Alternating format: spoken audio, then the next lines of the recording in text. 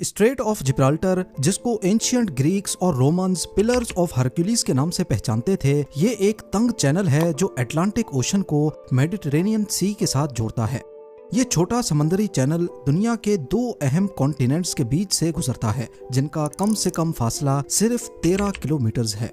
इस पॉइंट पे अफ्रीका और यूरोप इतने करीब हो जाते हैं कि एक तरफ खड़े होकर देखा जाए तो दूसरा कॉन्टिनेंट आसानी से देखा जा सकता है, लेकिन अभी तक इनको आपस में जोड़ने के लिए कोई ब्रिज नहीं बनाया गया। दोनों कॉन्टिनेंट्स को आपस में जमीनी रास्ते से जोड़ने के लिए पिछली कई दहाइयों से बेशुमार प्रपोजल्स दिए जा चुके हैं।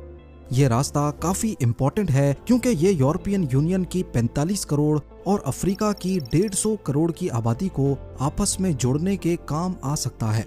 इसका दोनों कॉन्टिनेंट्स की इकोनॉमी पर बहुत बड़ा असर पड़ेगा। ट्रेड बढ़ सकेगी, ट्रांसपोर्टेशन बेहतर होगी और टूरिज्म भी काफी हद तक बढ़ जाएगा। पर सवाल ये है कि जब इतने ज्यादा फायदे भी हैं तो फिर अभी तक स्ट्रेट ऑफ जिब्राल्टर पर कोई ब्रिज क्यों नहीं बनाया गया। जेम टीवी की वीडियोस में एक बार फिर से खुशामदीद। नाजरीन, स्ट्रेट ऑफ जिब्राल्टर दो अहम वाटर बॉडीज को आपस में जोड़ता है, अटलांटिक ओशन और मेडिटेरेनियन सी। ये स्ट्रेट करीब 57 किलोमीटर लंबा, जबकि स्पेन के टरीफा और मोरक्को के सेरीज पॉइंट से इसकी चौड़ाई सिर्फ 8 मील या फिर 13 किलोमीटर है। और गहराई की बात की जाए तो पूरे स्ट्रेट की एवरेज डेप्थ करीब 1200 फीट या फिर 365 मीटर्स है। ये स्ट्रेट देखने में जितना छोटा लगता है उतना ही इसकी अहमियत बहुत ज्यादा है, क्योंकि ये मेडिटेरेनियन और अटलांटिक ओशन के बीच एक कुदरती रास्ता है।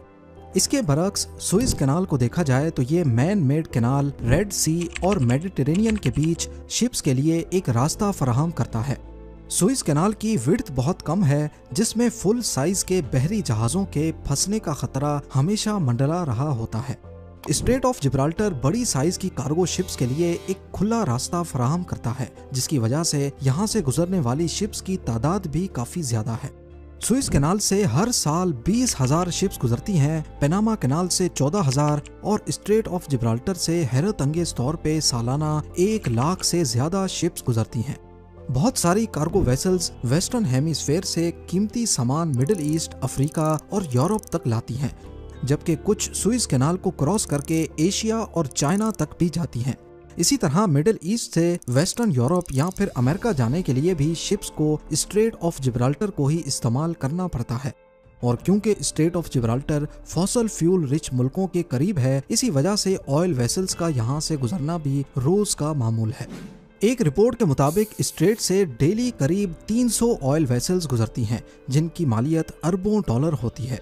स्ट्रेट ऑफ जिब्राल्टर आलमी मार्केट्स के लिए एक अहम ट्रेडिंग रूट है और इसी की वजह से ही करीबी कंट्रीज का रोजगार भी जुड़ा है। स्पेन का एल जजीरस पोर्ट, जो यूरोप का सबसे बड़ा शिपिंग पोर्ट है, और मोरक्को में टेंजर पोर्ट भी तेजी से बढ़ता जा रहा है। ट्रेड और टूरिज्म से होने वाले इन फाइनेंशियल बेनिफिट्स के पेश नज़र बहुत से लोग हैरान हैं कि दुनिया के इन दो हिस्सों को मिलाने के लिए अभी तक एक भी ब्रिज क्यों नहीं बनाया गया।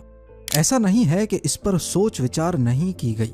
1979 से लेकर कई फिजिबिलिटी स्टडीज और प्रपोजल्स दिए गए हैं, लेकिन कुछ मसले हैं जिनकी वजह से यहाँ ब्रिज बनाना इतना आसान नहीं होगा। सबसे पहले बात करते हैं इस ब्रिज की कॉस्टिंग पर। एस्टिमेट्स के मुताबिक स्ट्रेट ऑफ जिब्राल्टर पर ब्रिज बनाने की कीमत 5 अरब से 20 अरब डॉलर्स तक भी जा सकती है, क्योंकि ये ब्रिज दुनिया के दूसरे बड़े ब्रिजेस के मुकाबले में काफी मुश्किल होगा। एक तो ये कि यहाँ जैसा भी ब्रिज बनाना होगा उसको ऐसे डिजाइन किया जाए कि नीचे से दुनिया के सबसे बड़े बहरी जहाज भी आसानी से गुजर सकें, जो कि कहना तो आसान है लेकिन करना शायद काफी मुश्किल। ये मुश्किल क्यों है इस पर बाद में बात करते हैं, लेकिन ये 5 से 20 अरब डॉलर्स की कॉस्टिंग बर्दाश्त कौन करेगा। जाहिर है स्ट्रेट ऑफ जिब्राल्टर से जो कंट्रीज फायदा उठा रही हैं, ये कॉस्ट उन्हीं को भरनी पड़ेगी, यानी कि स्पेन और मोरक्को। पर आज तक इन दोनों कंट्रीज की पॉलिटिकल लीडरशिप कभी भी कोई एग्रीमेंट नहीं कर पाई। स्पेन का कहना है कि ब्रिज से ज्यादा फायदा मोरक्को को होगा तो ज्यादा कॉस्ट वो बर्दाश्त करे, जबकि मोरक्को की लीडरशिप चाहती है कि ये कॉस्ट 50-50 डिवाइड हो। दूसरा मसला है ब्रिज की फिजिबिलिटी का, यानी कि इसके बनने के बाद ये कितना फायदेमंद होगा। मिसाल के तौर पे यूके और फ्रांस के बीच बनाए जाने वाले चैनल टनल की बात की जाए तो इस पर 14.5 अरब यूएस डॉलर्स का खर्चा आया था, लेकिन हर साल इस टनल को 2 करोड़ से ज्यादा पैसेंजर्स इस्तेमाल करते हैं। एक पैसेंजर यूके से 121 पाउंड्स या फिर 150 यूएस डॉलर्स में फ्रांस तक पहुंच सकता है।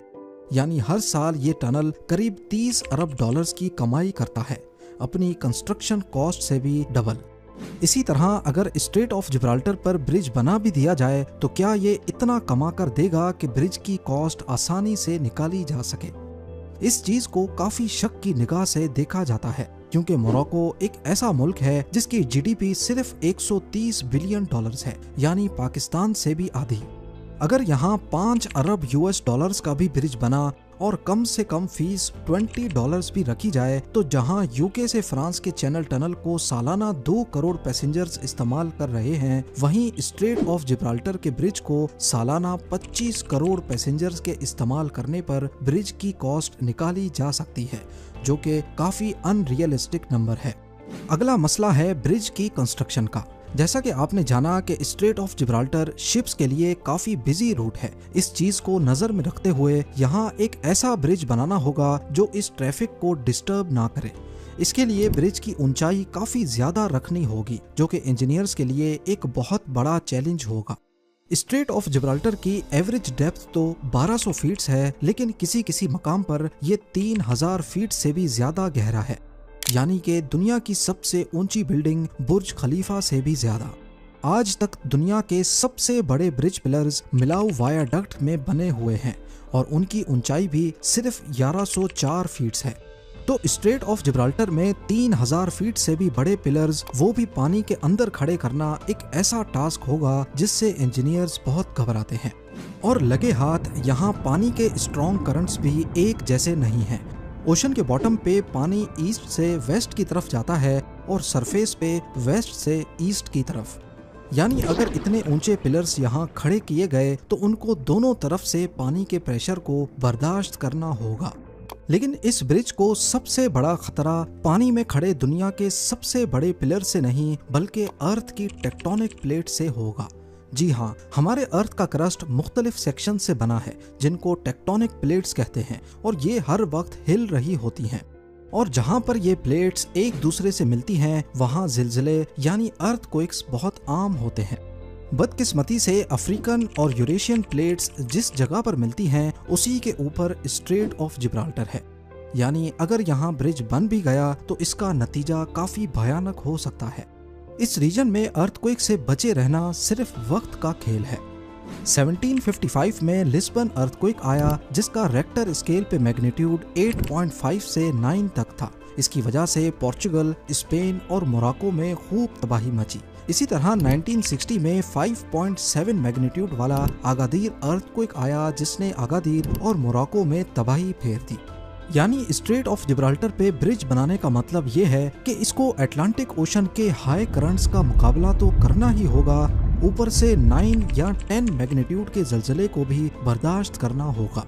इन सब खतरों के साथ साथ स्ट्रेट ऑफ जिब्राल्टर का ओशन फ्लोर भी स्टेबल नहीं है। रिसर्चर्स का कहना है कि स्ट्रेट के नीचे सॉफ्ट क्ले की लेयर्स हैं जो किसी भी स्ट्रक्चर को सपोर्ट नहीं कर सकती। ये सॉफ्ट क्ले जियोलॉजिकल एक्टिविटी के दौरान या फिर किसी भी किस्म के प्रेशर पर आसानी से इधर उधर हो सकती हैं। जियोलॉजिस्ट ने खबरदार किया है कि इस इलाके में कोई भी construction project in clay channels की वजह से तबाहकुन तौर पे नाकाम हो सकता है। पर इसका मतलब ये नहीं है कि दोनों कॉन्टिनेंट्स को किसी भी तरह जोड़ा नहीं जा सकता। कई ऑल्टरनेट्स भी दिए गए हैं, जैसा कि ओशन फ्लोर के नीचे से गुजरने वाला टनल, यूके और फ्रांस के बीच चैनल टनल जैसा। पर यह प्रोजेक्ट की कॉस्ट को और ज्यादा बढ़ा देगा, जो इस प्रोजेक्ट की फिजिबिलिटी पर सवालिया निशान खड़ा कर देता है। दूसरी तरफ स्पेन और यूरोपियन यूनियन कंट्रीज का मानना है कि टनल या ब्रिज बनाने के बाद यूरोप में बहुत सारे अफ्रीकन रेफ्यूजीज या इल्लीगल इमिग्रेंट्स की तादाद बढ़ जाएगी, जिस पर कंट्रोल पाना बहुत मुश्किल हो सकता है। यही सब वजूहात हैं जिसकी वजह से स्ट्रेट ऑफ जिब्राल्टर पर दोनों कॉन्टिनेंट्स का फासला ना होने के बावजूद भी यहाँ आज तक कोई ब्रिज नहीं बनाया गया।